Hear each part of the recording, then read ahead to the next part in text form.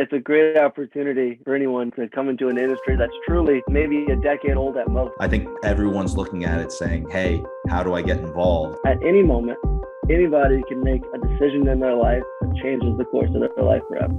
I think it's important for us to move towards renewable energy as a society. The desire for quality is becoming way more than it used to be. Like in the geopolitical realm, we're living through one of the craziest times right now. Blockchain making it easier for use, practical application of it.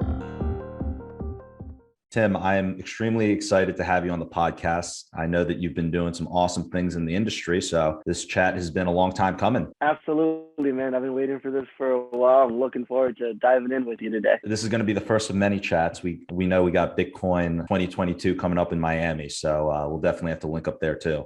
Absolutely, man. I cannot wait for that event. I've gone to that event for the last few years. Such an exciting event. Like just the atmosphere just gets you super pumped to be in the industry. So I can't wait. It's so wild too, because I feel like it's very rare where you have so many like-minded people. Because I mean, to the outside, a lot of the ideas that we talk about are extremely radical, and they almost get normalized when you speak with people who are actually working in the industry. But it's cool because you get to do it in person at that type of event, and you really see, wow, this is something big here. It's definitely not what I feel like a lot of people outside are looking in and thinking about Bitcoin. It's a whole different world. It truly is. I mean, coming from the early days in crypto, when you had to explain to everyone like what is Bitcoin and what is blockchain, to like being in an environment to where everyone, to some extent is knowledgeable and is super passionate about it, like it's an amazing experience. I'm definitely looking forward to going there, meeting guys like you. Super excited for, Verakari to,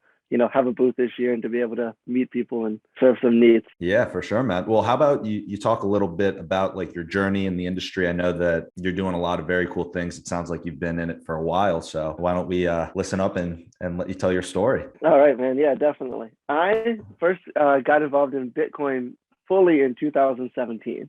All right. So I'm a serial entrepreneur. I've come from a big entrepreneurial background. And I kind of got into the whole, Bitcoin and crypto space almost by accident, to be honest with you. It was through another business partner of mine. We got together, we started talking. He introduced me to one of his friends that wanted to start a cryptocurrency mining company, right?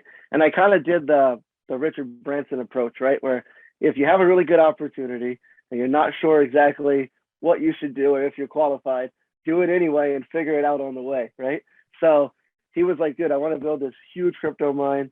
I want it to be the biggest in North America. I want to build it right in your city. I want you to come help me run it and operate it.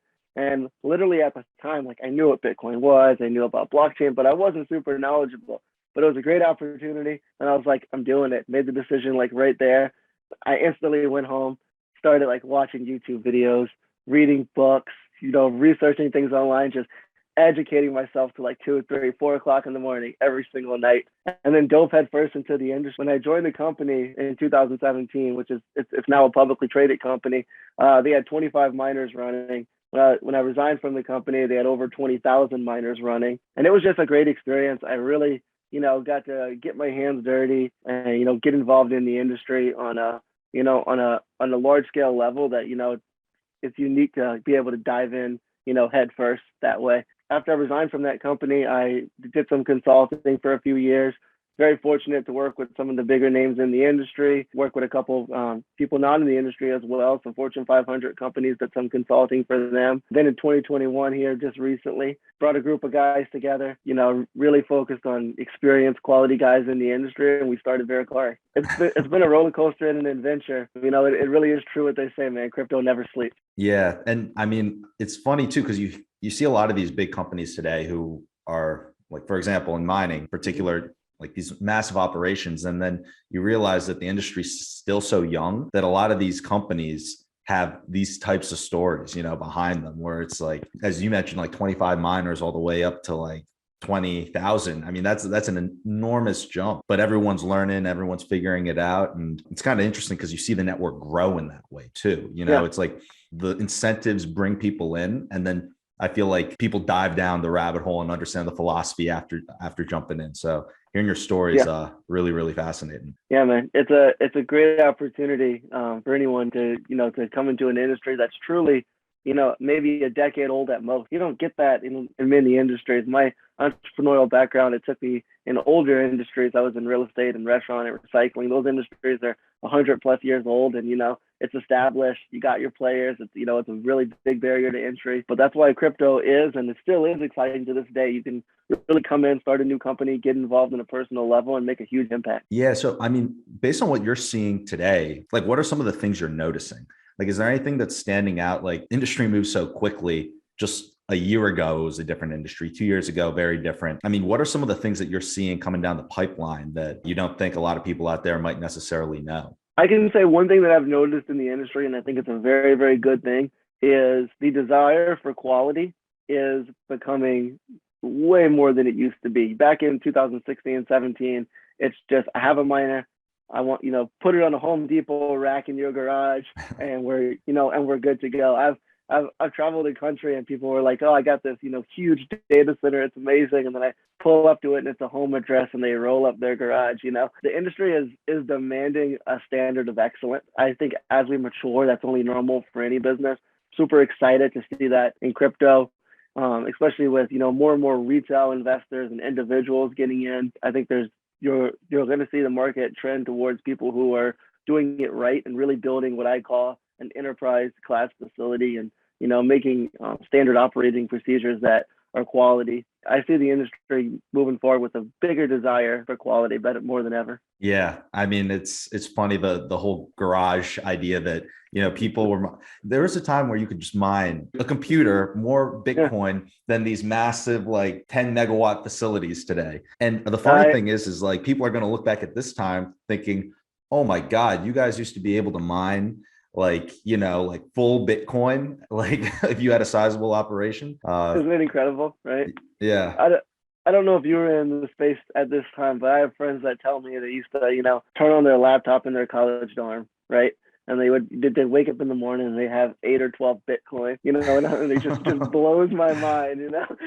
No, it's awesome. I mean, what do you think is going to happen in the mining industry over the coming years? Because you hear all this talk about, more obviously, a lot more capital is coming in. You're seeing these big energy players coming in and saying, "Okay, well, we got to learn and understand this just because the incentives line up properly and can help us reduce waste." And so you see this convergence of, like, money, intellectual capital, larger traditional industries and the energy sector coming together. And it kind of seems like we're building up to this, like, explosion of even further growth. I know it sounds crazy to say because there's been so much already, but it seems like we're just starting to hit yet another tipping point with all the announcements and everything happening. Like, what are some of the things that you're seeing? I think we're literally just have the tip of the iceberg in when it comes to how much and how big the mining industry is going to explode.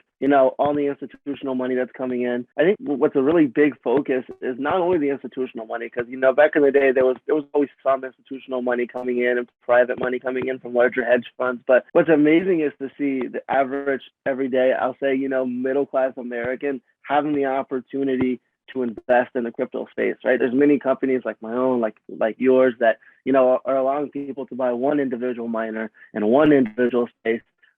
Being able to operate it in a state-of-the-art facility. I think that's really going to change the game for the mining industry, right? It knocks out that barrier to entry. It knocks out, I need $5 million or I can't mine. You know what I mean? And I think that's what's truly going to explode the space, and honestly change the investment, world as well. That's what I think is really going to, expand the industry. No, that's a big part that you just touched on that doesn't get talked about that much, because up until, like this new wave that I would say companies like yours, like SAS Mining, this wasn't something that was accessible to retail. No one's going to go and grind it out. Very few people are going to go and grind it out the way that, like, you did, for example, like staying up until 3 a.m. every single day, figuring out how to run one of these operations. So that's awesome. And I mean, just from that perspective, like from a retail perspective, like, what are some of the trends that I guess you're noticing or beginning to see? Like, as you mentioned, it's becoming more accessible to retail. Like, there was that time in like 2018, for example, it's like, no person in retail is ever going to get in. But I'm curious, like, as to what you're seeing like today, now that there are these like services that make it possible for like individual miners to begin mining, how you think that plays out? Well, you kind of touched on it. Number one is accessibility. And number two is the availability of knowledge that there is today. right? Mm. Like when you and I were first learning in the industry, there wasn't many podcasts, if any, that were truly talking about mining. There was maybe 10 YouTube videos, you know? So I think with companies like yours and mine, the accessibility is at an all-time high. I think people understand now at a small scale, they're going to understand in the years to come that mining is available for everyone. But the knowledge is what's really going to give the industry that uptick, right? They have the ability to research, you and me, realize that we have verifiable background, that we have a knowledge base that can be fact checked, and there's information that they can glean from other people on the internet, online, in person, through conferences like BTC 2022, where they can go and really make almost an intelligent investment decision. So I think it's super important, and I think it's really good for the industry, and it's necessary for the industry in order to mature. Yeah, I mean, just exactly, you hit the nail on the head right there. I think it's necessary because really when you get down to the philosophy and the ethos of what it is that we're building, like what Bitcoin serves to the world, you want to put it in the hands of as many people as possible. You want that decentralization. And so I think it's important for companies like, for example, like yours, to go and be pursuing the mission that you guys are pursuing, because it makes it accessible. And that really is the key, just putting miners in the hands of the people. Yeah, I mean, that's kind of, that's kind of what blockchain and Bitcoin is, right? I mean, giving the people that power. And now that they have the ability to do that, not in their homes anymore, but essentially they can do that without having to break the bank, with making a normal investment that they would have made to their 401k, to stocks, to real estate. They have the ability to, do that through buying a single miner and watching it operate, watching it ROI. That's what I always tell people. As I've been buying Bitcoin for a while, I always tell people, if you're not going to mine, please at least buy Bitcoin. But it's so much value in mining for yourself personally, right? Not only do you get to create that Bitcoin that you would have purchased, but then you hold the physical asset of the miner. You can see on days like today when coin is rising. Now that miner that you purchased might be worth more than you paid for it. So you get to hold a physical asset and still accumulate Bitcoin, which is huge. Yeah, no, that's a very important point. I mean, especially like today, I'm never going to go out and like tell someone like you shouldn't buy Bitcoin, just like you. Like obviously buying Bitcoin is a good idea, not investment advice, but we're very supportive of Bitcoin. But the other big piece to that is really mining is like a whole nother opportunity to get exposure. You're owning a hard asset, you're consistently minting new Bitcoin. And what I like about it is there's also like a feel good element to it. Like as a miner, you're contributing to the network. You're helping fortify and secure the network. You're helping decentralize the network. And everything that I think that everyone, like once you plug into the Bitcoin network, you start to reap a lot of those rewards for being involved, but you get to contribute back to that with mining in a way that just holding Bitcoin, you don't really get. 100%. That's what makes it so unique and so powerful. And that's what makes the whole industry so powerful. So definitely, I couldn't be more excited about the average everyday individual being able to get into the mining space. Couldn't be more happy. Yeah. And so I guess right now, to talk a little bit more in depth about Verakari, what are your current goals? Like, what are you guys looking to do, over the next year or so? Like I said, Verakari is less than a year old right now. Now, all my partners and myself, we have decades of experience in the industry. We have proven track record. When we came together and started Verakari, one of our goals, we didn't set huge goals of saying we want to be the biggest. We want 100 megawatts. Don't get me wrong. We do. Okay. But we said we wanted to focus on being quality, and we wanted to focus on being enterprise class and really, setting a trend in the market for what is the right way to do things, So Verakari as a company, we are launching our new retail play. It's gonna allow people to, get involved in the industry for as little as, the cost of a miner and $500. It's gonna allow them to have an ROI that they can easily predict. We're super excited to launch our retail play. We're also super excited about our mobile data centers that we started constructing in-house. Verakari partnered with one of the largest construction firms on the East Coast, and we were able to design and then build and then test one of our mobile data centers. It's 2.6 megawatts, holds 696 miners. I believe that it's really going to change the game for how all pod deployments are constructed. It allows for build out under $100,000 a megawatt, which is good for everyone, good for the investor, good for the retail miner, good for both companies. Verakari just wants to continue to put out quality work and lead the industry by example. Very cool, man. Very cool. And in terms of what you're kind of like the role that you think like retail and institutions play in this space, we haven't really dove that much in depth on like the energy side. So, I mean, what are some of the pieces that you're seeing from like conversations with these energy companies that are involved in these projects? Yeah, energy companies, I can tell you, man, they're getting smart to crypto miners now. There was a time back in the day when I had to educate these executives on what Bitcoin was, what mining is. Those were some fun conversations, huh? Those were the days. Those were just like hours and over and over and over and over again. Yeah. But the power companies now sometimes even have people that are their Bitcoin and crypto guys. I did some consulting for a publicly traded company who literally had a guy on their staff that was like, your job is to learn about the Bitcoin industry and educate us, So that's good for the industry. But, so where I see power coming on is two levels. One, for guys like us who build out infrastructure, right? I think power right now is a land grab. So that's part of Verakari's strategy, is to secure as much power as possible over the next year or 2 years. So that way we have plenty of space to build out our facilities. It's not just putting our hands out and grabbing as much power that's available. It's grabbing the right kind of power. That's why I think our companies have a ton of synergies in that aspect. We're big on renewable hydro. Our facility in Pennsylvania is 100% carbon-free nuclear power. So I think finding the right kind of power that's sustainable for the long term in the industry, and not just something that we can put up, that we can build out and turn on miners, but something that we can be proud of. The individuals who own the miners can be proud of as well. And it's education not only to the people who are purchasing miners, but to the utility as well, letting them know that we want to be a good partner. We want to do what's right for the environment. Bitcoin miners get a bad rep, right? You come into town, you turn on a bunch of megawatts, you don't hire any people, you're loud, you're hot. It's forming those relationships, and that's what I would encourage every Bitcoin miner to do. The first thing that Verakari does when they pull into town is that they go meet with the local IDA. They go meet with the local business development manager. They try to get contacts with mayors and local senators, and we let them know, hey, we're in town.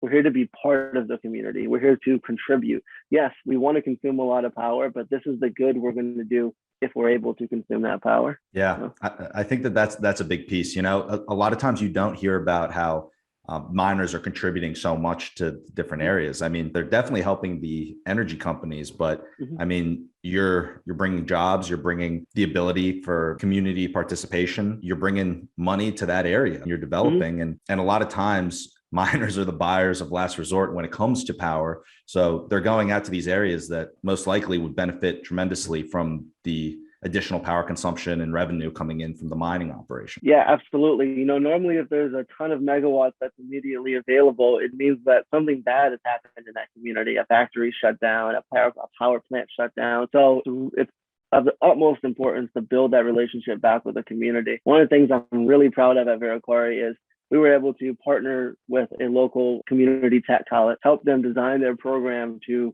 teach their students about Bitcoin and about Bitcoin mining operations. And then we're able to hire directly from that program. And those kids come out of college and they help us operate our mine. And, the community was so thankful because it's a very small town, economically depressed. Kids were graduating college and leaving the community. And now we're able to help them stay local and contribute back. Now, it's interesting. I feel like all the lives that get touched by I guess Bitcoin as a whole, this is like a subset of the Bitcoin network, the whole mining industry. Like it just, in many ways, just brings prosperity. And it sounds like very general and like, very grand to say something like that. But, I feel like does in many ways have a funny way of tying the loop and contributing. In this regard, it's like an effective use of energy to support an open, decentralized monetary network. And then you have people around the world right now that are benefiting greatly from having access to an open monetary network. Actually, on that front, what are some of the things that you're thinking of in terms of the impact with everything happening around the world right now? Like in the geopolitical realm, we're living through one of the craziest times right now. And I think it seems like it's only going to get crazier over the coming years. What role do you think Bitcoin plays in that? That's a loaded question. But, part of the reason Verakari started was, during the major exodus from all the miners, leaving China, right? And we're like, no, now's the opportunity for, miners in North America to step up and take some of that market share and have the ability to control it in-house. Definitely with the situation going on with Russia and Ukraine, unfortunate situation there. But it's allowed us to see firsthand the power of what Bitcoin and what the blockchain network can do, and how we can, transition, our more traditional currency forms to something like Bitcoin, which works, which allows money to move freely. So I think all of that is gonna greatly, benefit, Bitcoin and crypto as a whole, because we get to see real world and real life use cases for the currency. Are there any things like not directly related to like Bitcoin or Bitcoin mining, but things that trends in tech or things that you're seeing that you think are interesting that people might not be aware of? Yeah. I mean, I think one of the biggest trends in tech that we've already talked about is the ability for, the average everyday individual person to get into mining. And I think that's going to be huge for the future of the space. I think as blockchain becomes more adaptable and as people really start to educate themselves on it, I think we're going to see more public understanding of blockchain as a whole. I mentioned to you before I hurt my back, I was at my doctor's office and he's talking to me about blockchain at the doctor's office, right? He's not talking to me about Bitcoin or crypto, which everyone likes to talk about, right? He's talking about how we can use blockchain in his own business. And everyone knows that, blockchain can greatly benefit the medical field. So I think any programs or new startups around blockchain, making it easier for use, practical application of it. Like I said, the doctor's office and medical records are step one, probably the easiest barrier to entry. But, I have other companies that I'm involved with that, purchase things from the ports and do a lot of importation, where I think blockchain can come in and really save the day. And it's not much, there's not a ton of money or capital that would truly have to go in that. The blockchain is ready. It's ready for use. I think in the next, 6-12 months that we can see a mass adoption of, practical uses for blockchain. Yeah, it's so fascinating too, because I feel like everyone goes through this cycle of their understanding of Bitcoin, blockchain technology. And I've just looked back at my own journey and I've realized, wow, my thinking has changed on this over time. It's different things. I first learned about Bitcoin, then dove into all these other protocols and learned about how like blockchain works in like at a really fundamental level. And then it kind of brought me back to Bitcoin in such an interesting way. And I feel like so many people that I've spoken with have kind of gone down that journey where all routes are leading back to Bitcoin, in the sense of like Bitcoin being the killer app for blockchain, and then figuring out, okay, well, where can we apply blockchain in these other industries? Like, are you going to see it blockchain solving all the world's problems? Most likely not, but it can solve a lot of them if done properly. I'm in agreement with you. I think that we're still extremely early in that whole transition to seeing successful applications of blockchain at scale. Yeah, it's great to see the public becoming, more educated. I haven't had to explain to a lot of people what is Bitcoin, right, in a long time now. And I think that's a really, really good thing that we can see for the whole industry. Now we're talking about, okay, well, how can we apply this in our daily lives, or how does this make sense? And, I think we really see the industry maturing in that, in that statement. Like you said, super important. So this is kind of a side tangent, but it reminds me of like hearing you talk about that reminds me of the story from when I was in high school. Speaking with one of my friends at that time, both of us, like in reality, knew nothing about investing, stocks, whatever it may be. And we were talking about Tesla. And, at this time, Tesla was very, very early on. And he mentions like, oh, I told my dad to buy it and he didn't. Like, if he would have listened to me, he could have made so much money. And I know nothing about investing or stocks or anything, but I'm looking at it like, yeah, well, like we knew that Tesla was going to be big. Like it was going to do a good job. I think at the time, Tesla had just shot up to something like 60 something dollars or something. Like it was like almost nothing. But it kind of, the reason why I bring up that anecdote is because right now I'm looking at Bitcoin, right? And you have all these people who are looking at it like how my friend and I are looking at Tesla, like, oh, like if we had only bought it back when it was like, $5,000 a coin or like 6,000, like we would have made so much money. But I think that people in the general public are eventually over time going to realize like, wait, the people today are still unbelievably early. Like if Bitcoin gets to $10 million a coin or whatever your personal prediction is on that, then getting in at 47K, whatever it may be, is pennies compared to like what people like in 20, 30, 40 years are going to be paying. Man, that's such a good point. People ask me constantly, and again, not investment advice at all, But people ask me constantly, what should I do? Should I keep buying? Is the price too high? Is the price too low? My personal opinion on this is that if you have the opportunity to mine or buy Bitcoin, the price is never too high. I personally believe that you're still very, very early in the game of buying Bitcoin and other currencies as well. I think people don't realize that the industry is a decade old at most, right? I think people don't realize that the game in crypto is just starting. You know what I mean? Like touching back to our earlier conversations, companies like yours and my own, we can come in and we can make a huge impact on the industry. But the individual, buyer and holder of Bitcoin can do the same thing. I truly believe in the next 2 decades that it'll be a privilege to be able to own Bitcoin. It's going to be a scarce asset that the everyday average person is going to slowly start to lose the opportunity to be able to acquire it. Yeah, it's people. I find myself at times with my friends who are outside of crypto fielding those types of questions like, oh, Bitcoin just dropped like 10%, 15%, what happened? And then on the flip side, sometimes it shoots up and they're like, what happened with Bitcoin? It just shot up like 20%.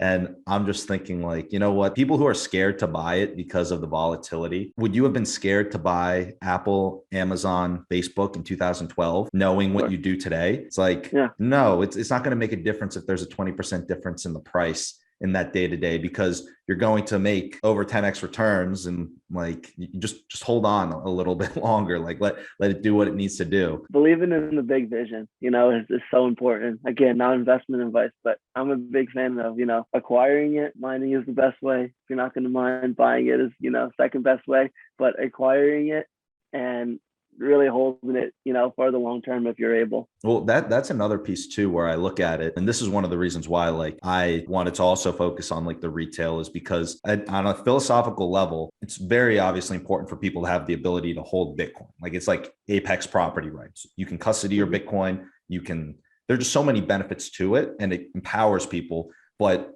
it doesn't give people access to the base layer. The miners are literally like the central banks of the world today. Absolutely. We're the ones minting the new Bitcoin, following the rules, the monetary policy and the protocol. And I think that you see that today and you realize, wait, it's important to put this in the hands of the people. Like granted, it's important to have large corporations that do it too, but you want to give a ramp that allows an everyday person to own their own miner. And it's not feasible to expect people to go out, figure out how to run a miner, buy their own miners and do it all themselves. It just isn't feasible for people to go do that. And your population isn't going to go do that. So that's why it's important for companies like ours that go and really put that in the hands of the people and let people mine and let people mint their own Bitcoin.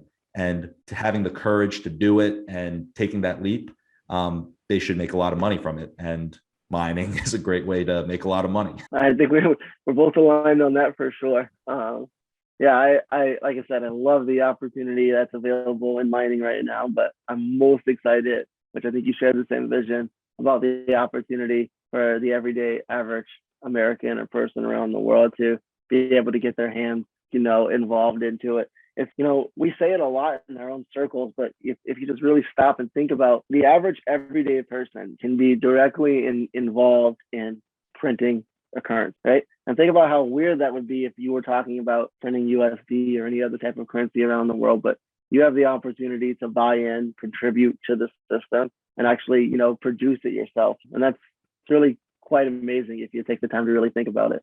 Yeah, exactly. It's not like you can go out and buy a machine that prints dollar bills and not get in trouble. You go to jail for something like that.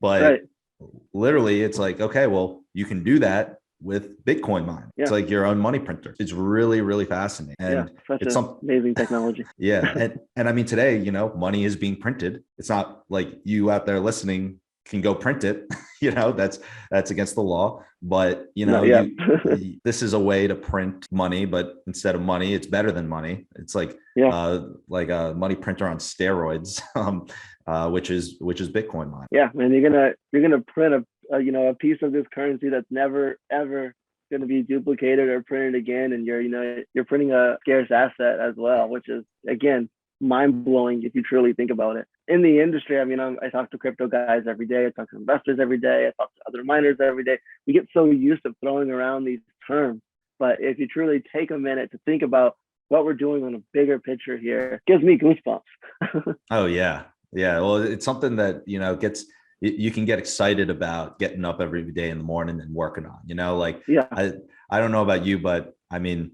it's hard to work on something those long hours unless you're actually truly passionate. Like I'm not going to Yeah. go and work like long hours for Coca-Cola or like some other company, which, Mhm. great. I love Coke. I Yeah. think it's providing a Absolutely. valuable product to the world, but it's not like it's just a completely different ballgame. And I think that Mhm. that's one of the things too, where people like us were fortunate to be able to work in this industry because it just attracts the talent. Like look at where the talent's going and you'll see where the world's going. And the Absolutely. talent is going into this industry. And I think that the talented and bright individuals and those visionaries, those pioneers, they see that if you want to enact change on a large scale, then the best way to leverage your time and your contribution is to do it while leveraging and plugging into the Bitcoin network. Man, I think you hit the nail on the head there. It's talking about the talent that's coming in the industry and why that should give the average everyday investor more confidence, to want to purchase miners and purchase Bitcoin and get involved in the space.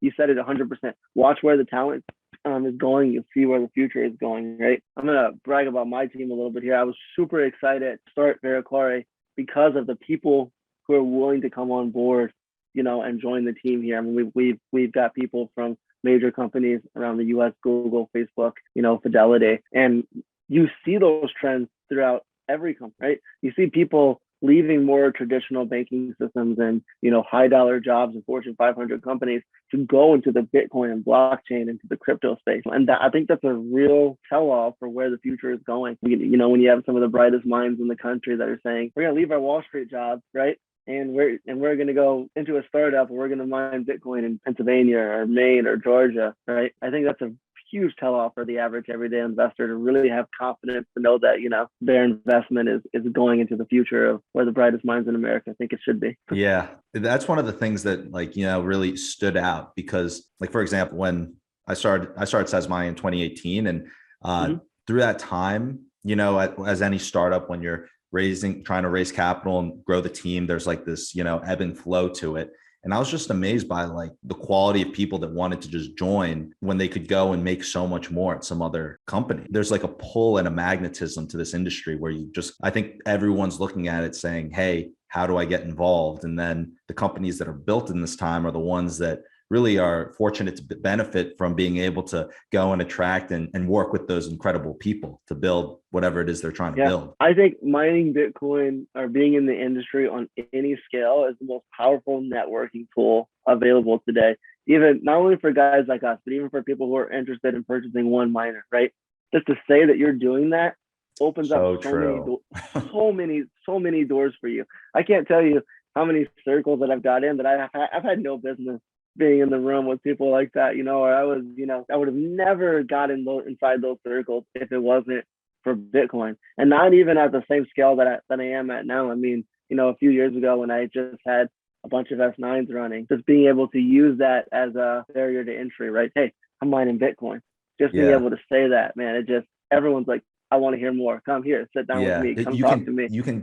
That is such a good point. You can enter because it's almost like an education, right? Like some of the people that like I've spoken with regarding SAS mining, who are really, really high level guys, they're like, hey, like I'd be interested to get involved purely because I'm viewing it as like an education piece. It's like if you have an ownership, like a financial stake in something, you're going to learn about it. And it's like a fast track course to understanding, okay, well, how does this work? Oh, how am I earning Bitcoin? What is my machine doing? And then you can talk about it and really provide value to anyone who has some sort of interest in crypto, blockchain, Bitcoin. They would love to hear from a miner. And you can dip your toes in without. Previously, you could have gotten involved in mining for a much lower barrier to entry, obviously. Right. But today, I mean, like that, you're going to see fewer and fewer people have that, badge of honor where you can say, hey, I'm a Bitcoin miner. And that's a badge of honor that I think is something very special. Like when you go and you turn on your rig and you understand like, hey, like I own a miner, I'm contributing to the network. There's a sense of ownership and sovereignty to that I don't think that I can properly explain here on a podcast. It's more so like a feeling of empowerment that, obviously it's great to own Bitcoin and you get a sense of that with Bitcoin, but it's like a whole nother level when you're an actual miner. And it doesn't matter the scale. Like Maybe in 5 years it will, but in today, in 2022, it doesn't matter the scale. Just doing it gets you into the conversation, gets you into the room. Whether you have 1 miner or 100 miners, if you said I'm mining Bitcoin, the doors fly open. So it's such a good point, and definitely probably one of the most underestimated networking tools in the country right now. Yeah. No, it's funny. Like I noticed the same thing too. Like when I started size mining and like really dove in, like you start to learn about how this stuff really works at a deep level. And then all of a sudden you have your foot in the door to all these other conversations. And because you start mining, first off, you learn much more quickly. And then you get your foot in the door of circles that you normally wouldn't have. And then all of a sudden, you've got a great footing to stand on in those conversations. So it is something that I'm grateful for that has truly changed my life. It sounds like it's truly changed your life. And yeah, I guess we're like-minded in the sense that now we're going and we're pushing it out to more people and trying to help touch more people's lives. Yeah, I think that should be everyone's goal in the industry right now, is doing quality work, enterprise class work, trend setting work to be able to impact more people. The Bitcoin industry gets a really bad rep. And sometimes in some situations it was, in the earlier days, it was deserved. But I'm really seeing a trend of a large scale miner to the individual consumer wanting to do the right thing when it comes to the crypto play, wanting to use sustainable, clean energy, wanting to understand not just that it's a printing press, but how it works and the technology behind it and where it's going for the future. So I'm super, super excited and blessed to be in the industry. Yeah. Well, on that front, like this is something that I've been having a ton of conversations about, is like this energy side of it, not just like from a business fundamentals perspective, but from like an energy mix perspective. For example, we're focused on working with renewable energy, but that sentence doesn't fully encompass like my whole value set when it comes to looking at energy.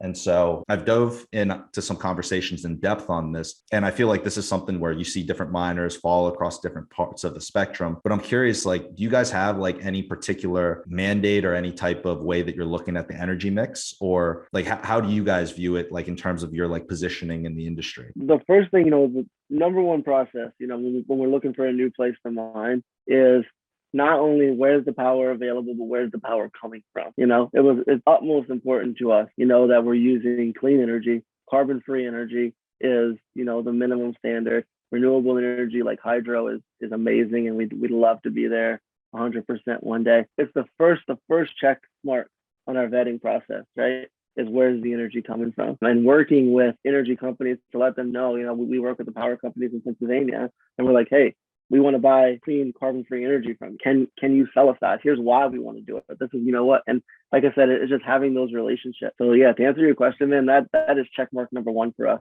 And I'm glad that, when I first met you and members of your team, that was check mark number one for you as well. And this is where it gets really philosophical, where it's not like it's so hard to have this conversation with someone if they're not like deeply in the sector. Like people like you and I, we've spoken with different energy companies. You understand how like the grid work, you understand like how everything's interconnected and relates. My big passion with the renewable energy piece is like when you look at things at a societal level, I think it's important for us to move towards renewable energy as a society. But for example, like I'm not one of those people who like goes and looks at people who, oiling like natural gas and like these like more, these companies that are technically under the bucket of fossil fuels and looking at them as, as people that need to shut down operations, for example. I think that like to, advance the civilization, it's important to build more renewables now, but also, recognize the value of those other non-renewable energy sources.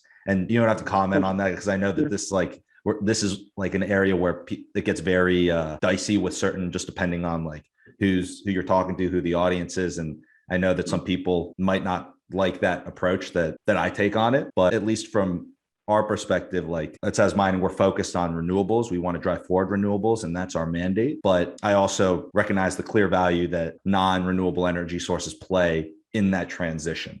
That makes sense. Yeah, I think at this point in time, with the age of the industry, it's again my own personal opinion, but we have to recognize that value. We've seen recently in the news, right? We've seen Exxon get into the game. They're announcing that they're going to use their flare gas to get into the industry. So we see these oil giants coming in. I think they're a very, very important part to the maturity of not only mining, but of the whole crypto and blockchain space in general. So they definitely have value. Yeah, for sure. Well, I got one question left. It's a tough one, but it's All like right, what I I'm ask ready. it. I ask it at the end of every single one of the conversations. So, what is one thing that you believe to be true that the majority of people would disagree with you about? Wow, that is a good question. No, well, I One, really like it because you kind of get to see how someone thinks, but you also get to like learn something from someone who's obviously smart, intelligent, has done a lot, and they're sharing something that's an unpopular opinion that the majority of yeah, people would disagree with them about. I'm gonna share something more on an entrepreneurial level than on a crypto level. Yeah. But the one thing that I believe to be 100% true is at any moment, anybody can make a decision in their life that changes the course of their life forever. Like deciding to get into the crypto space, deciding to get into the mining space.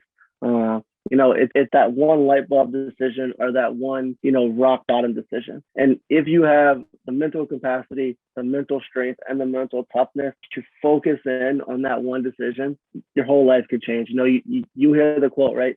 Be obsessed or be average, right? And it sounds a little extreme, but if you're truly gonna, live your life by that, I think amazing and great things can happen. That's awesome. Well, that's a great place to finish up. So I really appreciate you, coming on, taking the time. This has been a lot of fun, and wishing you the best success with Verakari. I'll see you in Miami, and we're gonna have to do this again sometime. Absolutely, man. Appreciate the conversation today. It was a lot of fun. Looking forward to Miami. Great call, man. Thank you, man.